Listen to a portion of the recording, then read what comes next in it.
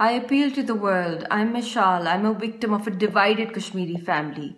My husband, Muhammad Yasin Malik, is the face of the peaceful political freedom struggle of the right to self-determination of the people of Jammu and Kashmir. But right now, he's in a death cell in Tihar jail, and that is the price he's paying for fighting for his people.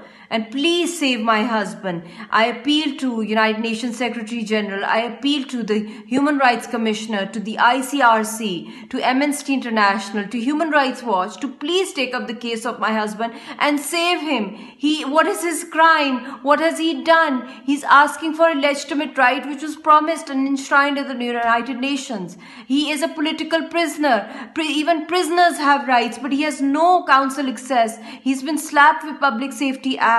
And he's right now in a death cell with this an open toilet. It's a very shabby and unhygienic condition. He's already a chronic patient, a heart patient, and a kidney patient, and he's on life-saving drugs. And I'm afraid the Indian authorities are hell-bent upon killing him. Please save my husband. Please save him, man.